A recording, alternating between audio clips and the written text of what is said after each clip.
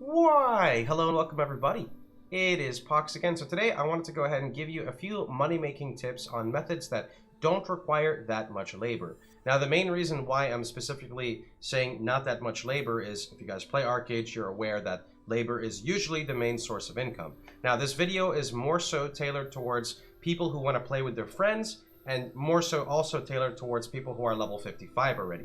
The methods I'm going to explain are not very difficult, are very simple, and if you like running dungeons, it's a lot of fun. So let's get started. It's a really simple method.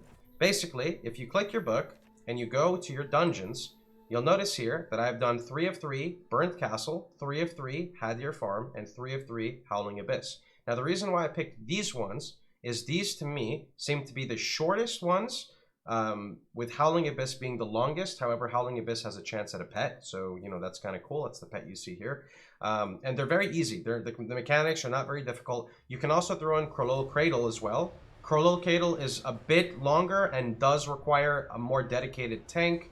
I don't even know Palace Cellar and Sharpened Minds. I haven't even really done. But these are 3-mans. That's why I haven't done these yet. It's a bit harder to organize.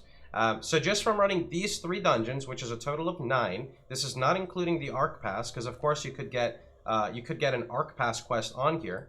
I have acquired a total of 290 Abyssal Shards, which is 52 gold right to the vendor, not affected by the economy, right to the vendor. I have a total of 5 gold in repair bills. This 13 gold is because we were trying Serpentis. This has nothing to do with it. It doesn't even drop Abyssal Shards really. And on top of that, I've acquired 10 Moonlight Archeum Crystals and 31 Sunlight Archeum Crystals. Now this part's random in how much you get. So I got about 10 weapons from 9 runs, so that's pretty lucky. I didn't get as many armor pieces as you can tell by the Moonlights.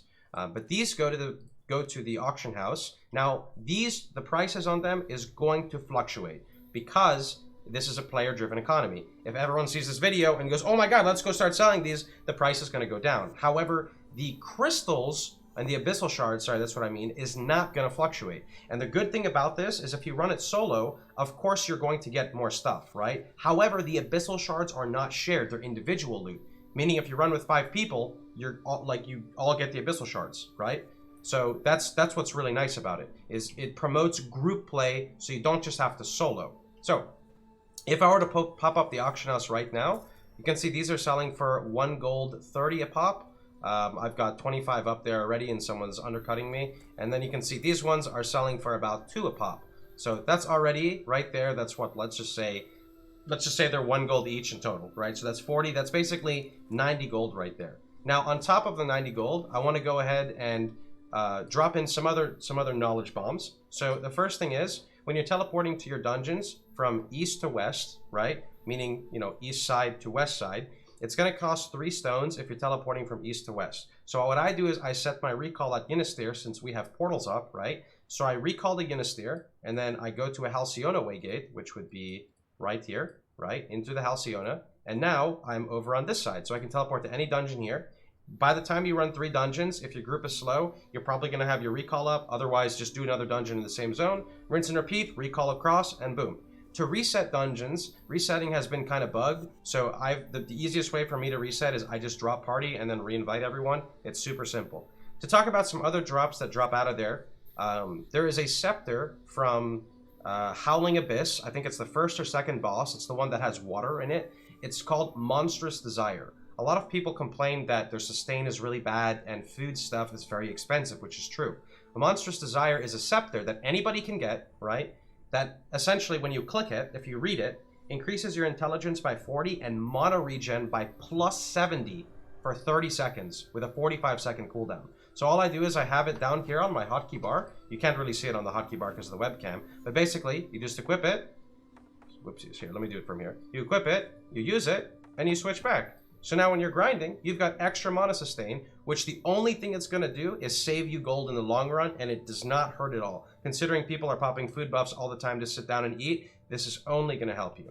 So you also get the boss pet, which is the Tamed Blackscale Corpse Deceiver, which drops off of the last boss of Howling Abyss. It is a ranged pet that also has quite a few cool skills. So I'll just kind of hover over them for you. One of them it has is a fear, which is pretty nice. I really like that too. If you're going for like the completionist route, then you know you'll have your little combat pet box here, just like me, and your mount pet box. So that's always pretty fun. And then the last thing, you get some pretty decent pet gear. So I think I actually got this one from Serpentis, but you get 10% movement speed boots out of the dungeons. You also get a saddle that, oh sorry, this is the, here we go, this is the armor, not the saddle. You also get, unless this is the saddle, there's another piece you get that gives 3% movement speed, which is also really, really nice. Let me go ahead and give this to you, buddy. Nice. Look at that. And then other than that, you also will acquire Eternal Winter Chills, and you'll get Heart of Eternal Summers, which I believe are for crafting. You have a chance at Sunglow Luna Gems, which I believe only drop off of the last boss. The Sunglow Luna Gems are very niche. You could probably sell them for a pretty penny, but they're going to drop in price really fast if people start running dungeons. And then the last thing, you get these clear Cynthium Shards, which I don't even know what they do yet. And yeah, that's really about it. So anyway, I hope this helps you guys out a little bit in making some extra money on the side, so you're not forced to do Arc Pass or you feel like you're falling behind. And, you know, getting 50 gold a day from just running dungeons with your buddies is really cool. That adds up really fast, and in my opinion, it's not tedious because I love dungeon content, right? I'm used to grinding in MMOs and just dungeoning all the way to max level, and then running the same dungeons in hard modes. Rift, by the way. So anyway, though, I'm gonna catch you guys all later. Hope you guys had a wonderful time. Hope you guys enjoyed yourselves. Of course, if you did, please feel free to like, share, and subscribe. And remember, you can catch me streaming live every day at twitch.tv/Pohx. Take care. Have a wonderful time, everybody.